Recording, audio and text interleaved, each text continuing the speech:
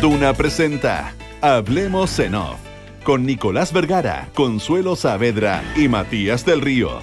Auspicio de Banco BBVA y CERT, Larraín Vial, Volvo, Inmobiliaria Socobesa, Consorcio, Hertz, Cámara Chilena de la Construcción, AFP Habitat, Clínica Alemana, Movistar y Movicenter.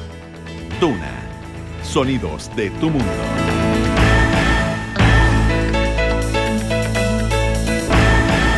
Muy buenos días, ¿cómo están ustedes? Son las 8 de la mañana con 2 minutos.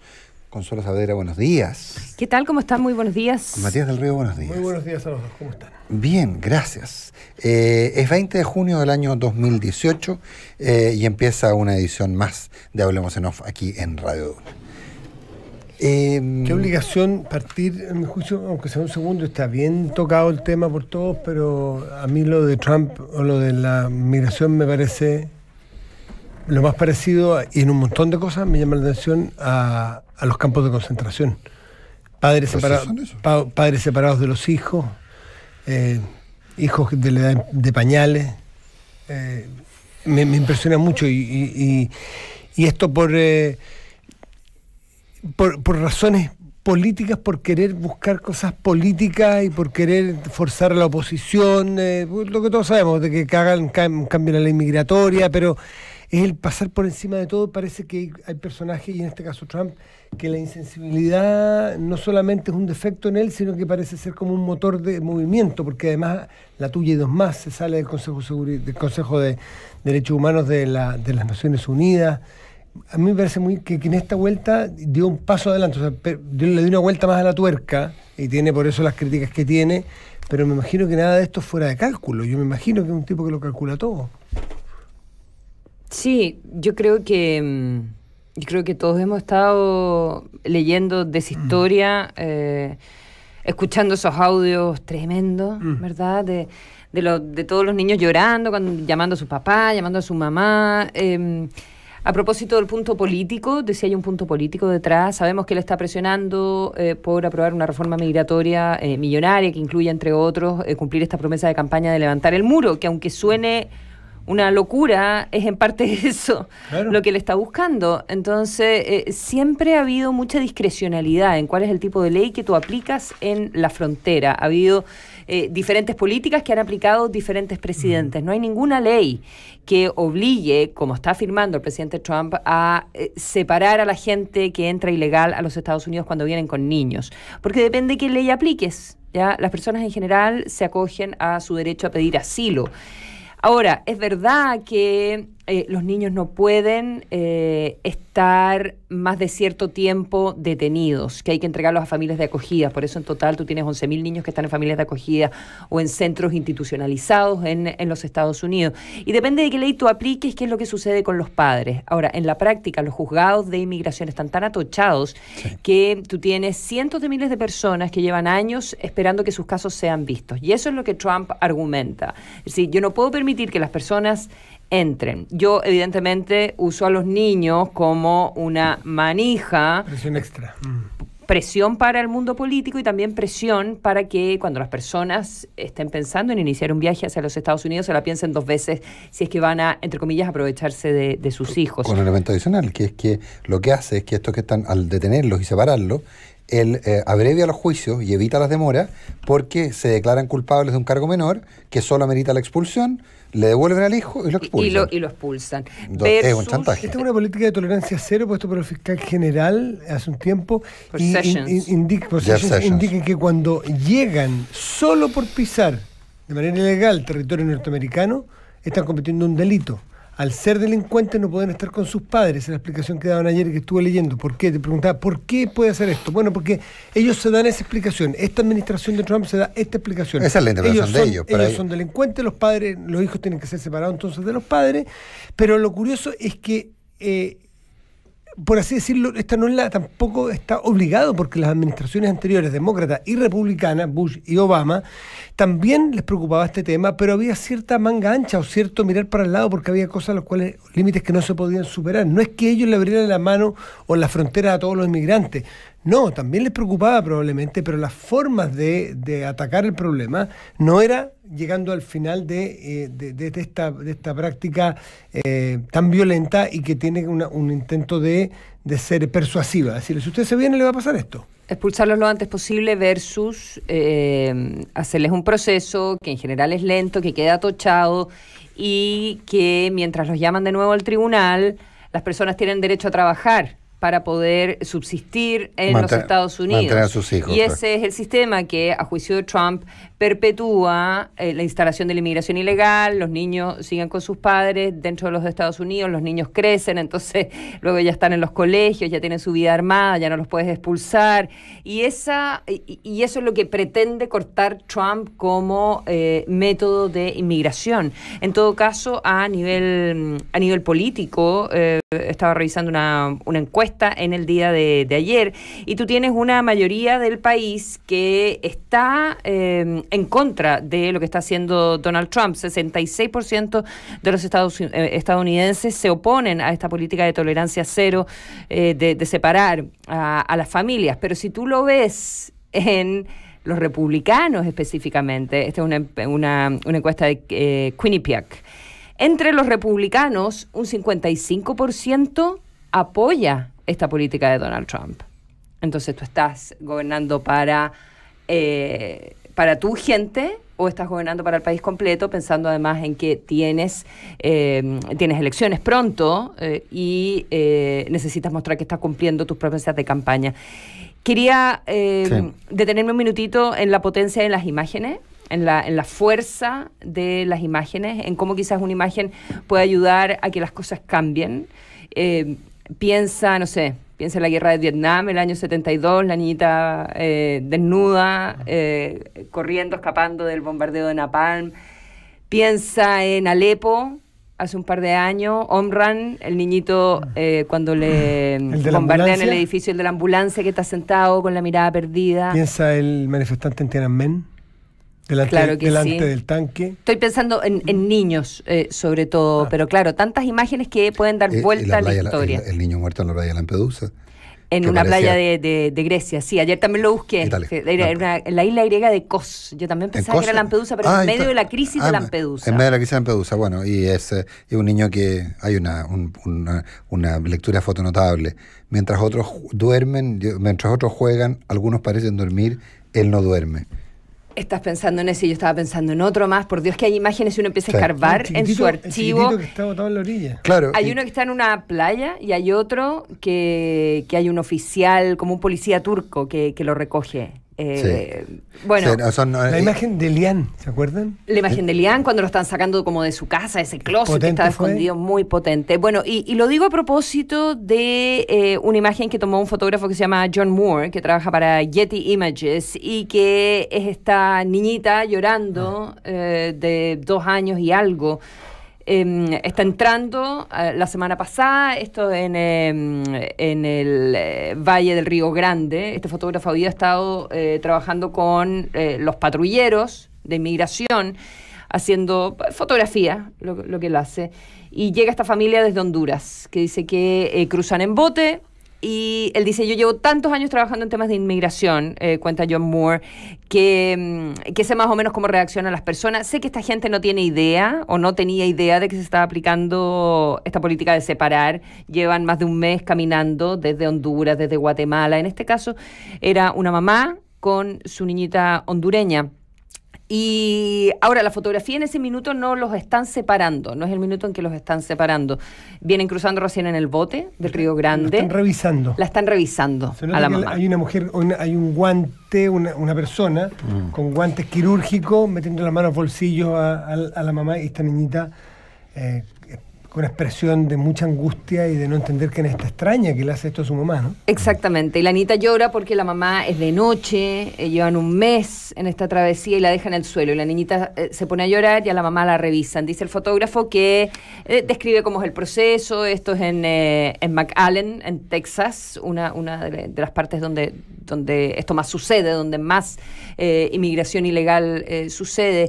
Y cuenta el fotógrafo que después se los llevaron juntos en una van, porque los separan más adelante, más allá de la frontera, cuando ya llegan a las instalaciones, y que no ha sabido más de ellos, no sabe qué pasó finalmente con esta familia que venía buscando asilo, y cuenta el fotógrafo que esto mismo que estábamos hablando, que tú sacas una foto y sabes que puede ser una buena foto, que puede simbolizar muchísimo más de lo que estás tú capturando, pero que él evidentemente no se imaginó que esta fotografía en particular iba a resumir el momento y la discusión que se está viviendo, y que quizás pueda ayudar también a que las líneas políticas se acerquen, ya que el presidente Trump se allane a flexibilizar su posición, como muchos republicanos se lo están pidiendo en este minuto. La duda es si lo va a hacer por decreto. Los demócratas dicen, Trump puede cambiar esto por decreto o puede empezar a aplicar otra ley, tal como lo estaba aplicando hace 15 meses, otra interpretación legal, o puede ir al Parlamento, que es lo que quiere finalmente hacer la Casa Blanca.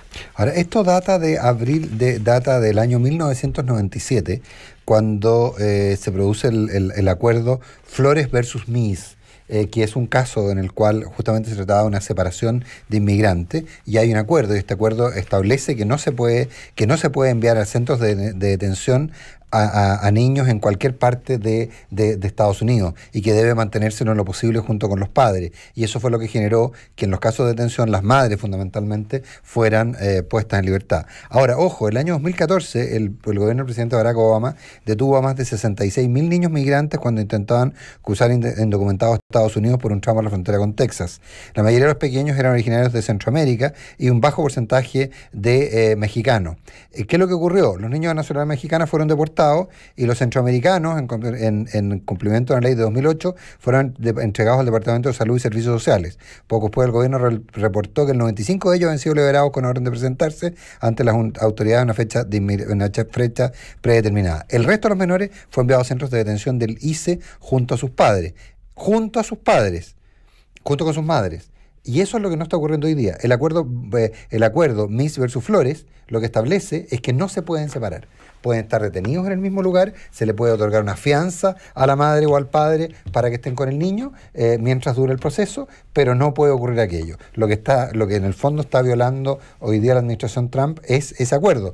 Algo que en su minuto había intentado hacer también hace relativamente poco, el 2014, Barack Obama, sin éxito. También en ese caso con 66.000 niños. Recordemos que los mexicanos son deportados automáticamente, son devueltos a México, y en el caso de los centroamericanos... Claro, Canadá, los que son fronterizos te deportan de inmediato. Te deportan de inmediato. México y Canadá, así es que... Bueno, aquí podría haber... Bueno, no, porque tienen que ser residentes de ese país, porque pueden entrar por Canadá y ser salvadoreños, no tienen residencia, por ejemplo. 8 de la mañana con 15 minutos. Oye, localmente daría la impresión, aunque en esta materia entiendo que en la moneda están muy nerviosos, no quieren repetir lo que ocurrió con la acusación constitucional en contra de Harald Beyer, pero daría la impresión que la acusación constitucional en contra del ministro de Salud, Emilio Santelice, está... ¿Encaminada? No, está desencaminada, o sea, que no tiene mayores posibilidades. Ahora, hoy tenemos la cuestión previa. Hoy se ve la cuestión previa, recordemos que la comisión... Ahora, ¿Qué cuestión es esa?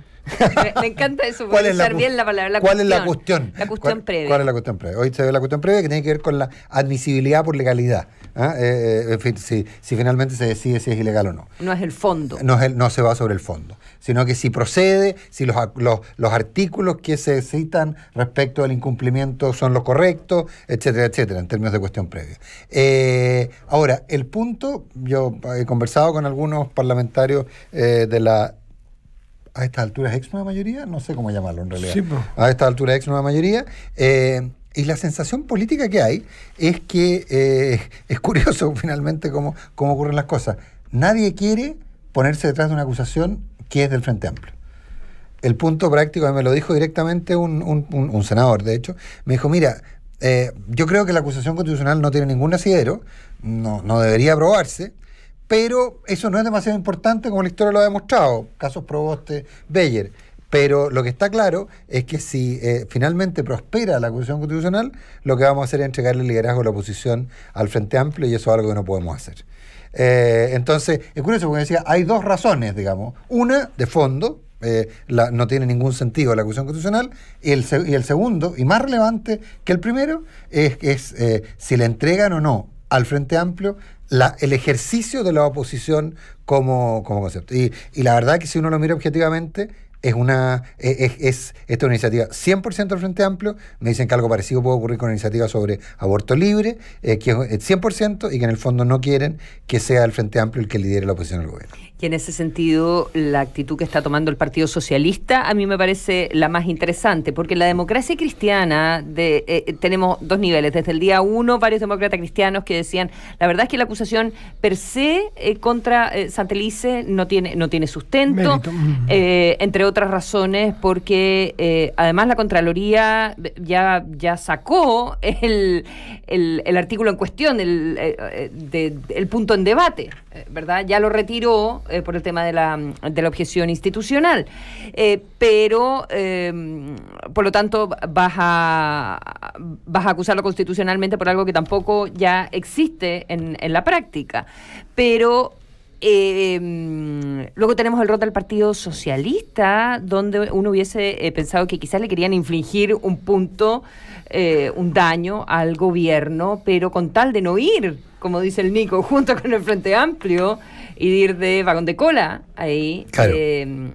No se sumarían entonces a dar con sus votos. Se necesitan 78 votos si es que asistieran los 155 diputados para que se apruebe. Porque hay un technicali que es con los presentes en la sala, creo, ¿no? Hay un technicali no estoy enterada. Sí, hay algo ahí. Por eso es necesario que estén todos presentes en la sala. Y para votar favorablemente, para ir luego entonces al tema de fondo. Así que eso es lo que vamos a ver hoy día. Va a ser interesante también escuchar al diputado Garín del Frente Amplio, que es el que va a hablar, es abogado, así que yo creo que va a haber... tiene buen hablamiento. Tiene súper buen hablamiento. Sí.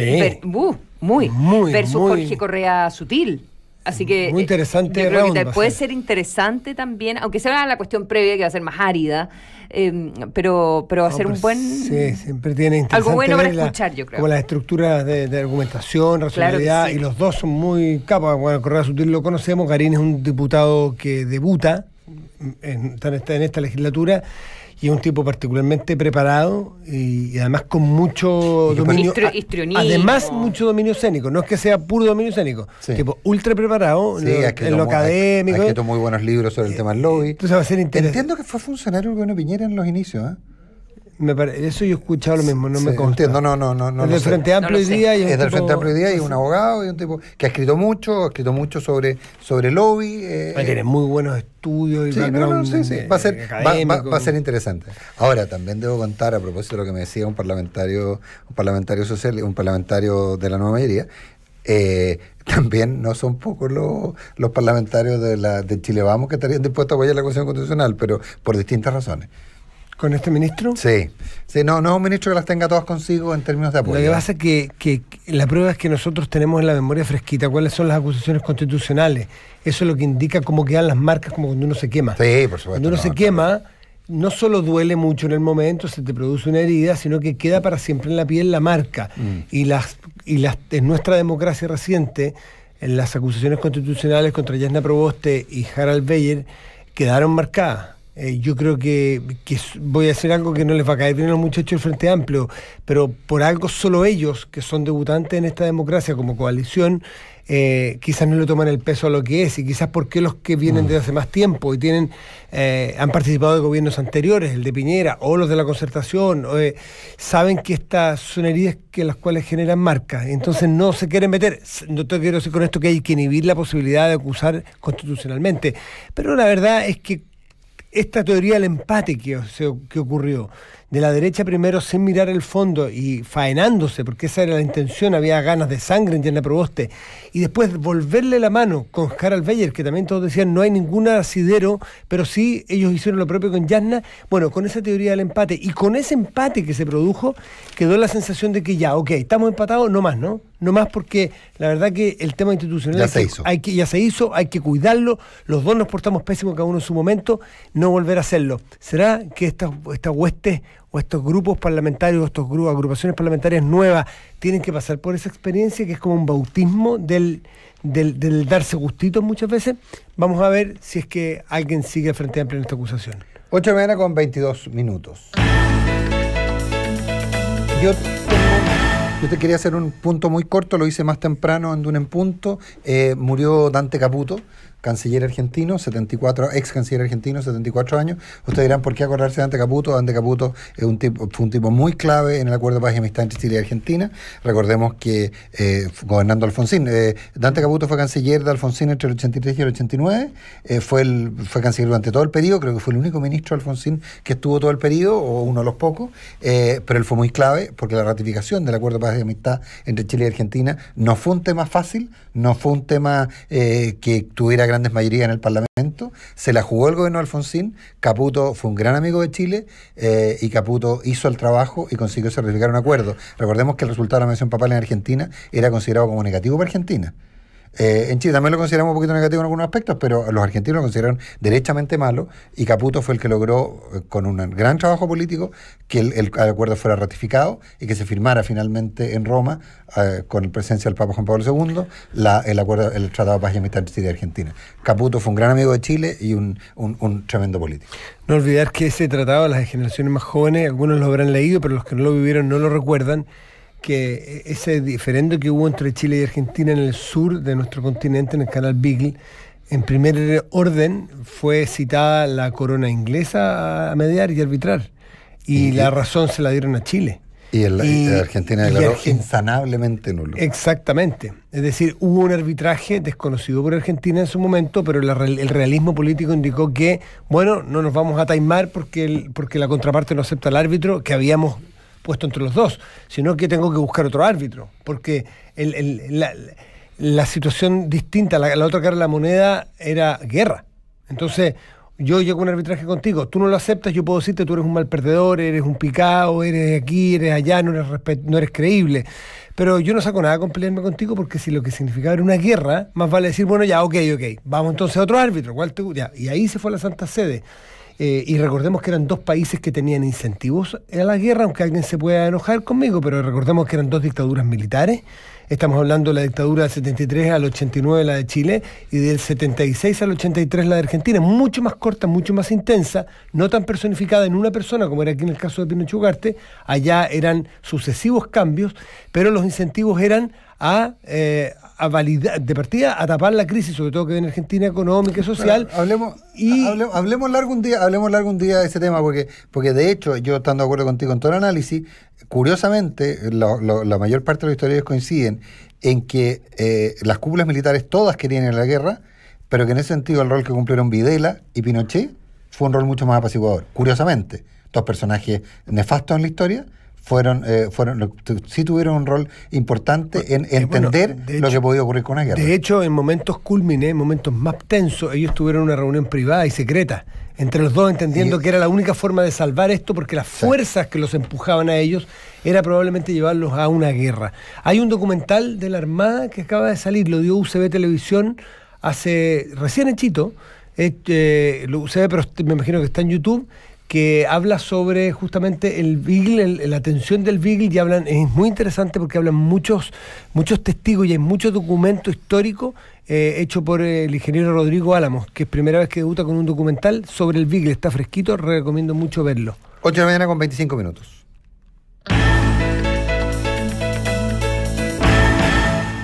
El economista Sebastián Edwards le puso más números para que podamos comparar peras con peras y manzanas con manzana en el debate sobre el monto de los sueldos de las autoridades en Chile, pero en particular de los parlamentarios. Y una discusión a la que se sumó esta semana en una entrevista que hizo en el norte del país el presidente Sebastián Piñera, planteando que sí, que es algo que quizás se debiera revisar. Sabemos que en estos días desde la Cámara de Diputados le pidió al gobierno que agilizara este proyecto de los parlamentarios del Frente Amplio, Boric y Jackson, que lleva harto tiempo ahí durmiendo el sueño de los justos. Bueno, hace la siguiente comparación Sebastián Edwards. Dice, voy a comparar sueldos brutos. Esto es una carta en el diario Mercurio. Dice, los miembros del Congreso ganan 9,3 millones de pesos bruto. Dice, comparemos bruto porque la verdad es que los descuentos legales son distintos en cada país. Además, si metes el APB, en fin, ya. Entonces, bueno, en la práctica dice, Estados Unidos, los miembros del Congreso, de la Cámara y del Senado ganan $174.000 brutos por año. Ajustemos por PIB, dice él, ¿ya? El PIB per cápita de Chile es 41% del de Estados Unidos, en paridad de poder de compra. ¿Ya? 41% de nuestra economía en relación a la de los Estados Unidos. Entonces dice, eso significa que para estar equiparado a los Estados Unidos, el salario de los miembros del Congreso chileno debiera ser 3,8 millones de pesos brutos al mes. Versus los 9,3. No nos estamos metiendo en el asunto de las asignaciones, todo el resto que hemos conversado. Estoy hablando solamente del sueldo. También hace una relación, si uno lo hiciera en comparación con la brecha de los múltiplos, digamos, para llegar al sueldo mínimo. También ahí llega a 4,5 millones de pesos brutos por mes, en el caso de los Estados Unidos. Y hace la comparación también con Nueva Zelanda, donde los miembros del Congreso ganan $113.000 americanos brutos por año. Chile tiene un 60% del PIB, digamos, del per cápita de Nueva Zelanda, un 60%. Y en ese caso, si nos comparamos entonces, ajustándonos a la realidad económica con Nueva Zelanda, los parlamentarios chilenos deberían ganar bruto 3,6 millones al mes. ¿Cuánto? Dice que no, 3,6. 3,6. Desde 9,3. Dice que esto no es una... no está en una posición, digamos, respecto de qué es lo correcto, lo moral, lo ético. Dice, solo pongo ahí las matemáticas para que podamos hacer una discusión más informada respecto del nivel de sueldo de nuestros parlamentarios. A ver, yo estando, o sea, las cifras supongo que son indesmentibles, no tengo por qué meterme con las cifras de Sebastián Edwards, pero hay un punto sí que es más comunicacional. Cuando a la gente le preguntan cuánto gana, la gente dice cuánto recibe. La gente no dice cuánto gana. No dice, mira, mi sueldo, yo gano 5 millones de pesos, menos los impuestos, menos patatín patatán. No lo dice, sino que dice, yo gano 3.200.000. Eso es lo que la persona gana. Yo gano 3.200.000. En el caso de los parlamentarios, si la gente compara entonces lo que él gana con lo que gana un parlamentario.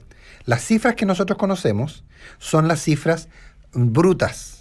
Y la cifra bruta, yo estoy de acuerdo y comparto con Edwards y con lo que dices tú, Consuelo, de que el ahorro previsional hay que considerarlo ingreso, finalmente se va a recibir alguna vez, si hay más aún, etcétera, pero está claro que por el nivel de rentas los parlamentarios pagan del orden de entre el 35 y el 40% de impuestos. Entonces a eso hay que descontarle el 40%, que además se les retiene inmediatamente. Recordemos que cuando es remuneración, el impuesto se retiene junto con el pago y se retiene a la tasa que correspondería por el monto. Y la tasa que correspondería por el monto es el tramo más alto. Un diputado decía, a ellos les depositan 6, en torno a 6, no me acuerdo 5, no, yo diría que debería ser en torno a 5. Se lo escuché el domingo. Ya, porque debería ser en torno a 5.600.000. Ya, en torno a 6, que sigue siendo al nivel de Chile un estupendo sueldo, porque además todos los gastos para hacer su trabajo vienen por otra parte. No es que con esa plata tenga que arrendar oficinas y todo. Es una decisión re importante, pero que tiene consecuencias. No porque sea un buen argumento los que te da Sebastián Edwards, que se los había escuchado, no hay que dejar de considerar otras cosas que efectivamente, y toma la decisión, pero con la información sobre la mesa, que si tú todo lo que rebajes por arriba, no todos necesariamente, pero hay muchas personas que se van a querer o deber abstener de participar en la cosa pública. A mí lo que me da susto es que en países como estos sea un deporte de ricos, sea un deporte de personas que tenga, no te digo todo al 100%, no te digo que es lineal totalmente, pero hay personas que van a decir, sorry, yo no puedo. Yo me encantaría, pero tengo determinados gastos, determinado estado de vida. Alguien dirá, bueno, pero entonces que tome opción que no sea. Yo ya te he escuchado ese argumento. ¿Tú crees que del Parlamento actual, de la Cámara de Diputados actual, si rebajara, no sé, da lo mismo, 2 millones, 1,5 millones, ¿se te retiraría mucha gente de la que está ahí? Sí. Yo creo que ese descreme ya sucedió. Yo creo que no. En la Cámara de Diputados. Ahora, yo creo que se sucede por otro tema, no por tema económico. Sucede por lo conversamos el otro día prestigio, respecto al desprestigio de la política. Claro. En general, cuando uno asigna valores o asigna sueldos, lo que está asignando es valores. Valores, ¿cuánto valoras tú el trabajo? Y a mí me complica que la señal que demos nosotros sea desvalorizar la labor de un político. Desvalorizar como si la política fuera algo un mal necesario. Es un bien necesario. Es un bien que nos da espacios para organizarnos y espacios para ser más civilizados, darnos un país distinto, un país mejor. Entonces, uno debe más bien también operar desde el punto de vista del incentivo. A que gente decir no va a tener un costo adicional. No te digo incentivo, un premio en plata. Ahora, pero ¿por qué no se hace un estudio que hay gente que se maneje mejor en los estudios y en los datos de, por ejemplo, no sé si es público, pero ¿cuántos, según los últimos 3 estados o pagos de impuestos anuales, declaraciones de impuestos de los parlamentarios, cuántos están por abajo, cuántos están por arriba? Y podríamos tener un dato interesante. A lo mejor hay un 90% de lo que ganan hoy día. A lo mejor los 3 años que antecedieron a su labor parlamentaria, sus declaraciones de renta, uno podría ver, bueno, este tipo siempre hacia atrás declaraba porque tenía un ingresos mucho menores y ahora, como quien dice, se la está haciendo en el Parlamento. ¿Y cuántos estaban por arriba y están perjudicándose? ¿Pero qué te parece tan raro? No, ¿No? que a mí me parece súper... Para que no hablemos, en el aire. Estoy hablando desde el olfato, tendría que de verdad... Eso, para que no hablemos en el aire, digo yo. Veamos, mapa. porque habrá algunos que según sus declaraciones de impuestos previas a la entrada al Parlamento, ganaban efectivamente en su desarrollo profesional más plata de la que ganan ahora. Ahora la cosa, bueno, entre paréntesis la pregunta... Más plata que 9,3 millones de pesos. Sí. En el sueldo, en la Cámara de Diputados, los integrantes de la Cámara de Diputados actual. Pero mira, ¿y por qué no se...? ¿Tú crees que mucha gente de la Cámara de Diputados actual ganaba más de 9,3 millones de pesos? Yo dije si era mucho o poco, yo ¿por qué no se hace ese cálculo? No mucha, pero yo creo que yo las no creo, habría. pero Ahora, es verdad, no he hecho el estudio ni lo voy a hacer. Yo tampoco, pero a ver, pero ojo, y no, nos tenemos que ir al corte, pero ojo, hay un punto en lo que plantea Matías. A ver, ¿qué pasa si establecemos que más que una remuneración fija, la remuneración del parlamentario sea la remuneración que él obtenía antes de ser parlamentario, más un pequeño plus por la responsabilidad, y que finalmente le permita mantener su nivel de vida? Porque ahí sí que lo único que vas a hacer es premiar a los ricos, pues. Porque todo el mundo va a decir, si yo gano, no sé, 25 millones de pesos y soy el super mega gerente, bueno, entonces, voy ahora a ser parlamentario y me van a mantener. Nos vamos a alargar. Armemos un debate. El viernes tengamos un debate sobre la materia. Pero un debate en la tercera, a un debate en la tercera PM. Po. No. Pero hay debate, ¿o no? No es de debate. Es un hora? programa que va de 5 a 6 de la tarde a contar de las 5:20. Hay panelistas estables. ¿Ahí no debaten? No, o sea, sí, pero no se arman debate. Tú te apuesto que debaten. No arman debate, no. Ayer estuvieron 2 muy buenos analistas estadísticos y estuvo fantástico. Estuvo Cristian Fernández y Valdivieso y Isixson. Y muy interesante respecto a la visión que tienen, por ejemplo, sobre lo que está haciendo el gobierno de Piñera en términos estratégicos. La digitalización llegó para quedarse, eso bien lo entiende el Banco BBVA, que hoy cuenta con una modalidad que permite a los no clientes a descubrir si tienen un crédito de consumo preaprobado. Para revisar si tienes ese crédito, descarga la app de BBVA Chile o ingresa en bbva.cl, creando oportunidades. Este otoño es la temporada perfecta para elegir tu próximo Volvo. Aprovecha el Autumn Sale y disfruta de los increíbles precios en los modelos Volvo S60, S60 Cross Country o V60 Cross Country. Cotízalos y descubre toda su tecnología e innovación en volvocars.cl o en nuestra red de concesionarios. Volvo, Innovation Made by Sweden. Descubre una casa donde los espacios no tienen límites y disfruta la mejor vista de la dehesa. Casa híbrida Vista Los Bravos, un condominio de solo 18 exclusivas casas de 233 a 315 metros cuadrados en terrenos de hasta 1.100 metros cuadrados. Conoce los nuevos pilotos y sorpréndete. Socobesa, todo es diseño. En Consorcio tienen lo que necesitas para que disfrutes tu vida con todo, por eso siempre están contigo, con seguros, con previsión y con ahorro, con todo lo que necesitas en cada etapa de tu vida. Consorcio, tu vida es lo que los mueve. Conoce más en consorcio.cl. Vayas donde vayas tu próximo fin de semana, aprovecha la tarifa súper rebajada de Hertz Rentacar. Desde 23.900 pesos diarios, incluye IVA, cargo aeropuerto y kilometraje libre. Además, acumulas millas LATAM Pass. Reserva ya en hertz.cl. La Cámara Chilena de Construcción te invita este 4 de julio a la Conferencia Internacional de Ciudad, donde destacados expertos internacionales compartirán su visión de cómo reenfocar el desarrollo de las ciudades hacia los ciudadanos. Inscríbete en www.conferenciaciudad.cl. Antes de irnos a la pausa y a partir de la pregunta del día, tiene que ver con lo que conversábamos hoy día. El Ejecutivo estuvo a forma para reducir el número de parlamentarios y volver a 120 diputados y 40 senadores. ¿Estarías de acuerdo? La pregunta del día en duna.cl. Para algunos, el otoño se disfruta encerrados y reunidos en un lugar acogedor. Pero para nosotros, el otoño se disfruta afuera, en el lugar que siempre soñamos. Con Volvo, el otoño se vive sobre ruedas. Aprovecha nuestros precios especiales de temporada en todos los modelos 2018. Conócelos y cotízalos en volvocars.cl o en nuestra red de concesionarios. Consulta por modelos con bonos de financiamiento Forum. Volvo, Innovation Made by Sweden. Consorcio, con todo. Confianza. Contentos. Contigo. Conectados. Conforme. ¡Con alegría! Con amor.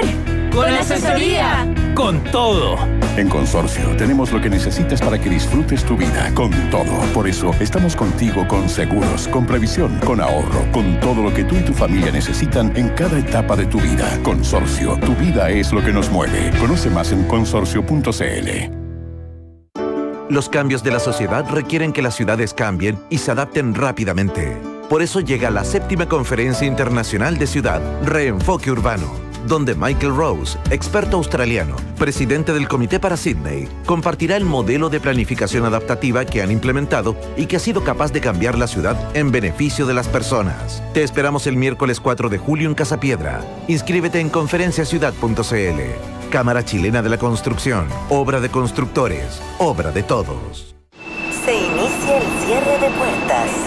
Usted será transferido a un buzón de mensajes. Hay muchas voces en tu vida, pero solo una que te ayudará a mejorar tu futuro. A partir de hoy en AFP Habitat podrás recibir tu estado de cuenta de siempre ahora con voz propia. Infórmate todos los meses sobre el estado de tus ahorros a través de un video personalizado. Una gran innovación exclusiva para nuestros clientes. Cámbiate a AFP Habitat. Juntos mejoramos tu futuro.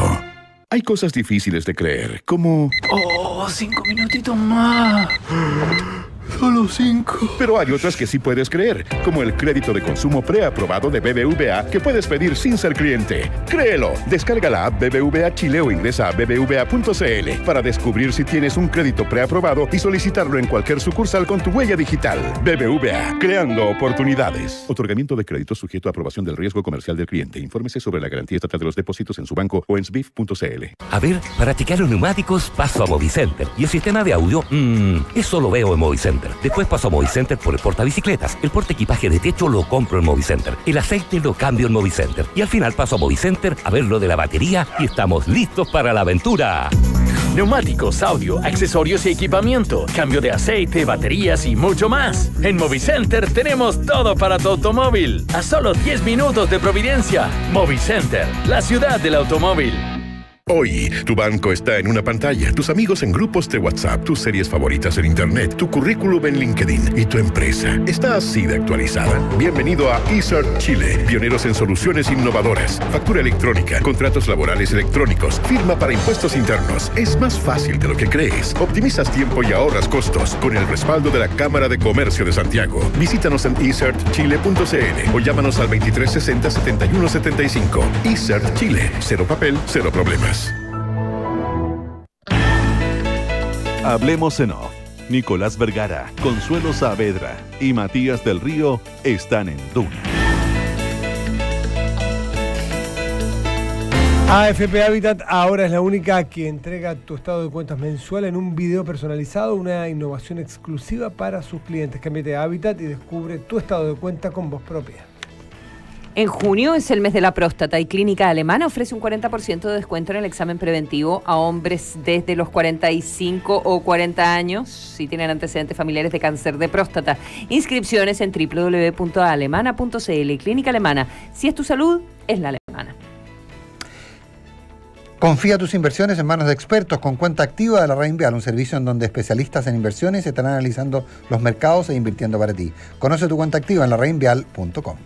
A crecer tu empresa con la nueva oficina digital Movistar, contrátala por 45.000 pesos mensuales, con internet dedicado Pro 100, central virtual, Wi-Fi, 1000 minutos a fijos y a móviles, más minutos libres entre anexos. Movistar elige todo. En Movicenter, Tenemos todo lo que tu automóvil necesita: neumáticos, cambio de aceite, baterías, accesorios, equipamiento y mucho más. En un solo lugar, abierto de lunes a domingo de 9 a 20 horas, en Avenida Américo Vespucio Norte, 1155, Huechuraba, a solo 10 minutos de Providencia. Movicenter, la ciudad del automóvil.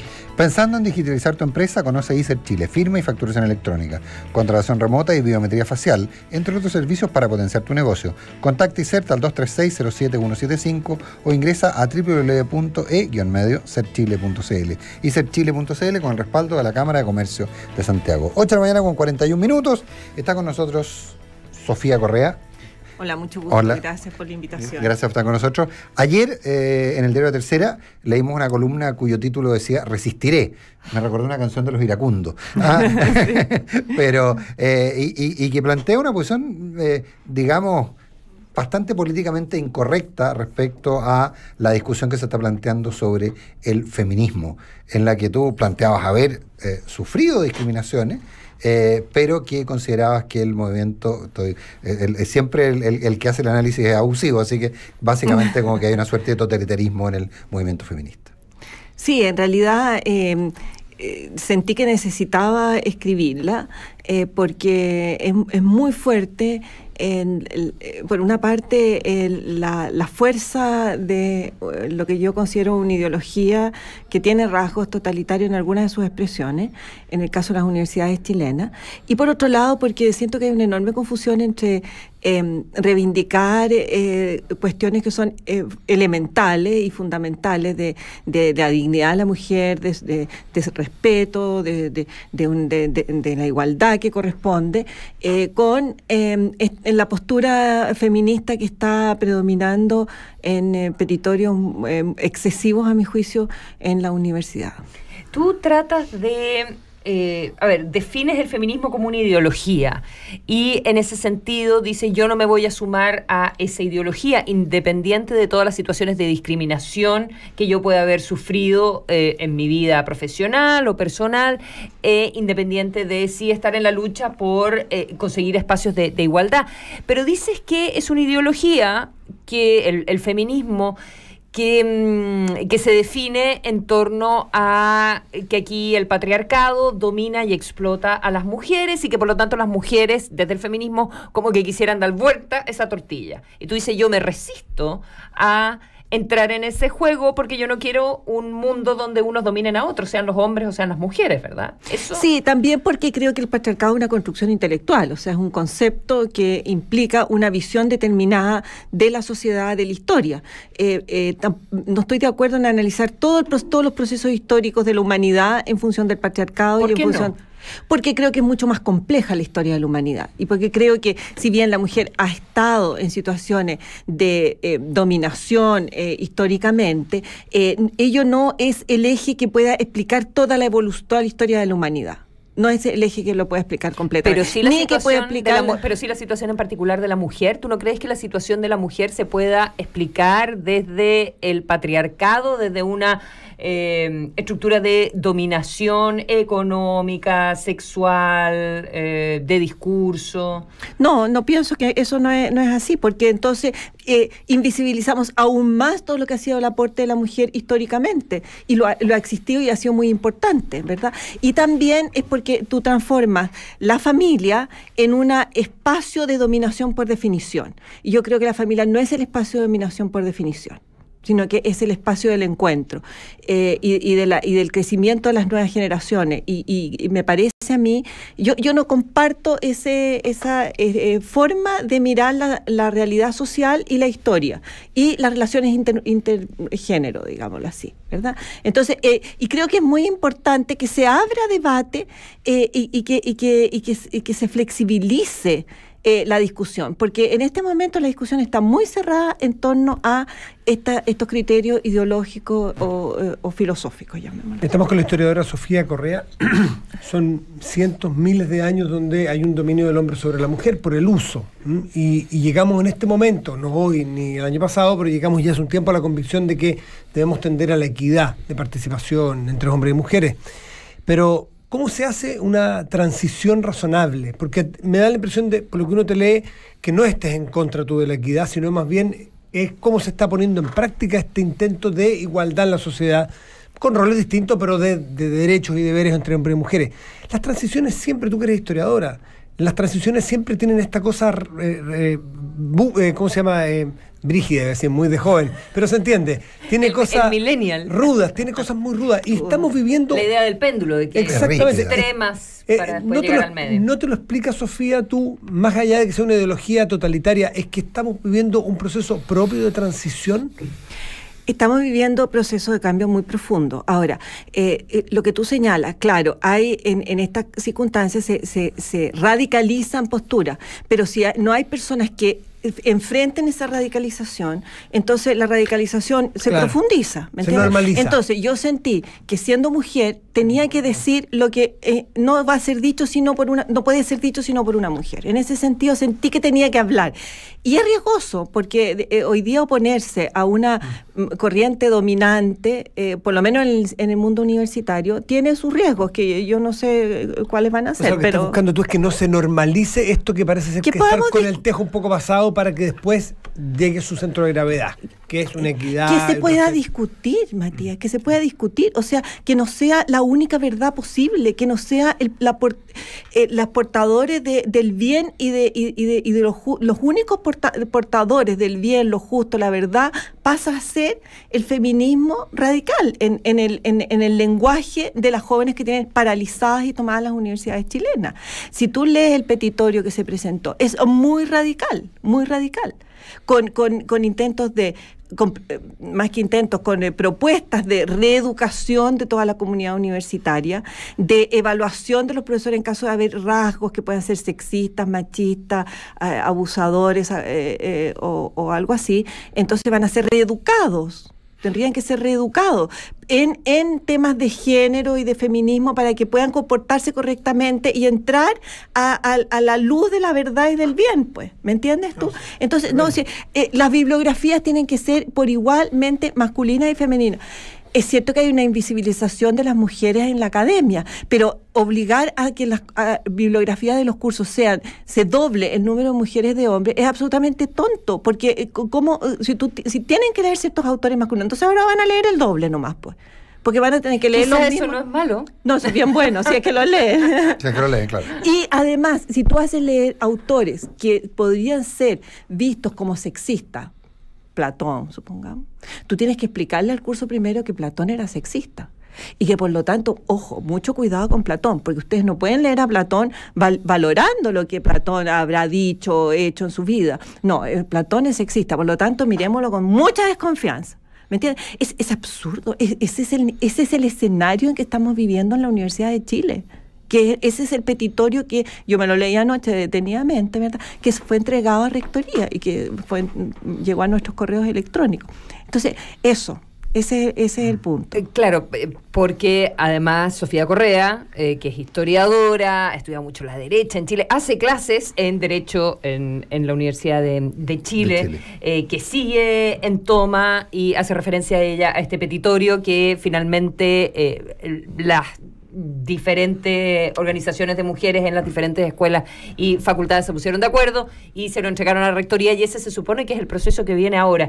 Y en el caso particular de Derecho en la Chile de Pío IX, con la renuncia de Davor Harasic, el decano, en medio de todo lo que pasó con el profesor Carlos Carmona, para hacer como un resumen así, más o menos poniendo en contexto. En el caso particular de la toma de Derecho de la Chile, ¿cómo te parece a ti que la manejó el decano? ¿Tú estás de acuerdo con haberle aumentado, por ejemplo, la pena al profesor Carmona? Mira, que haya renunciado Harasic. Yo desconozco el sumario. Solo me he enterado por los medios de comunicación que efectivamente sucedió en el caso del profesor Carmona. En el caso de la renuncia de Davor Harasic, considero muy irresponsable dejar votado una facultad por motivos que desconocemos en realidad, sí, porque claro, se dice que es por la toma. Un hombre que ha manejado las tomas con una soltura enorme durante su vida, que ha promovido tomas, que ha sido su espacio de navegación, es raro pensar que renuncia porque hay una muy larga toma con la cual, que es una toma muy extraña, es verdad, porque no había 50 días de toma y no había petitorio, cosa que, o sea, se toman para pensar el petitorio, entonces realmente la irracionalidad es enorme. Entonces, y él renuncia. Renuncia como para dar un golpe también de, ojo, aquí está sucediendo algo muy grave, que está pasando en la Universidad de Chile con estas tomas tan profundas y tan extendidas, etcétera. Pero yo pienso que él debió haber puesto todas las cartas sobre la mesa ante el cuerpo académico. Hay un consejo de facultad, hay claustros, hay posible reunir todos los claustros y haber señalado, este es el escenario, este es un escenario inmanejable, bueno, ayúdenme a manejarlo, porque el problema de ahí dejar a ese chico que gobierna como monarca absoluto, pues. Entonces, como monarca absoluto llega un punto que dice, ya no, yo no puedo manejar esta situación y me voy.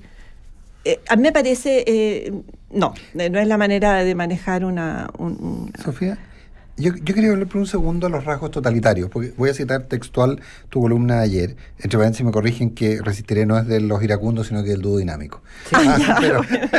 Y aparece la película de Almodóvar, de Almodóvar, todos claro. tenemos la escena y que van absolutamente, en el auto. Pero es del dúo dinámico. Una pequeña concesión a la cultura popular.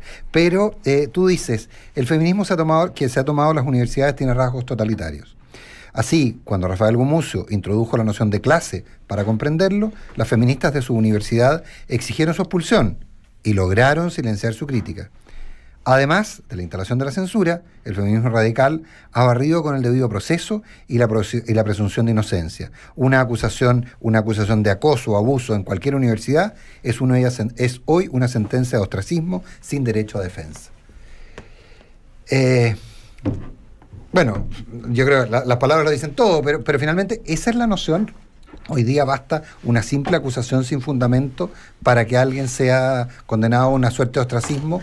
Mira, sí puede tener fundamento la acusación, pero la base de lo que hemos logrado avanzar como sociedad, como cultura occidental, es que por lo menos ante una acusación cualquier persona tiene el derecho de defenderse y poner sus puntos de vista y poder ser absuelto en caso de ser la acusación no ser suficientemente fundada, ¿no es cierto?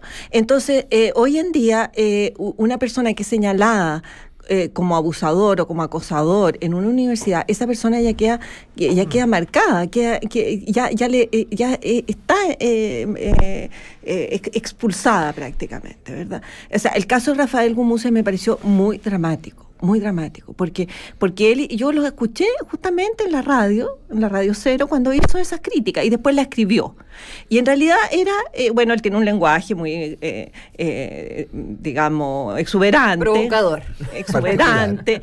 Entonces, está bien que provoque, está bien, pero las cuestiones se discuten, ¿verdad? Y yo creo que entrar con un análisis de clase, que es lo propiamente además del pensamiento de izquierda, me parecía totalmente legítimo. Pero eso pareció tan ofensivo, ¿verdad? Tan agraviante, que tendría que ser expulsado de la universidad. Sofía, nos quedan poquitos minutos, pero me gustaría usarte un poco, entre comillas, aquí, porque tú estás, después de tu columna y de lo que has hablado aquí en este rato en Radio Duna, estás como libre de toda sospecha de ser una feminista incendiaria, temeraria y peligrosa.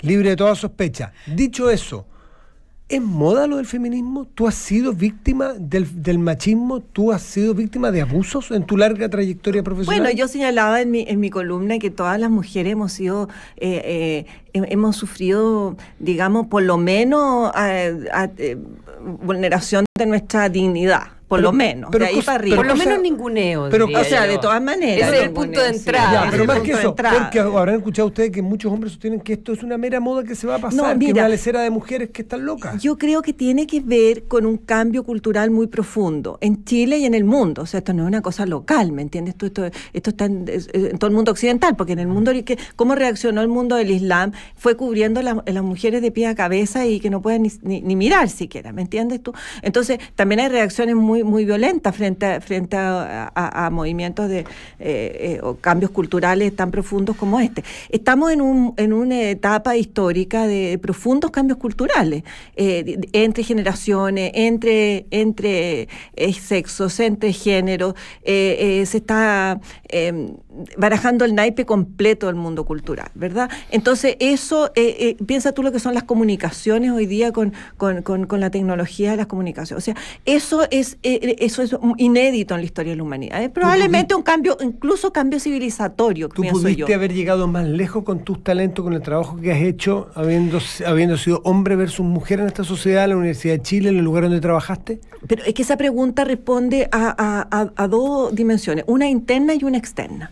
Entonces, si la pregunta es porque externamente me frenaron, a lo mejor hay frenos, sí, puede ser que haya más frenos pero también internamente, porque lo que está sucediendo hoy día es que las mujeres se frenan menos internamente en su propio desarrollo frente a otras demandas a las cuales nosotras, mi generación, respondíamos con más intensidad, digamos. Por ausencia de los hombres, de que los hombres se hicieran cargo. Claro, cosas familiares, por ejemplo. Claro, exactamente, familiares que tienen que ver desde hacerse cargo de los papás viejos hasta hacerse cargo de los niños chicos, ¿me entiendes tú? Entonces, ahí había todo un mundo que requiere mucha energía y mucho tiempo. Entonces, obviamente, eso también significa restricciones internas. Entonces, es verdad que es un cambio cultural muy profundo, ¿verdad? Y es un cambio cultural que tiene muchas virtudes. O sea, no estamos hablando de que las mujeres tienen que volver a lo que era mi mamá o mi abuela en su casa, ni mucho menos, ¿verdad?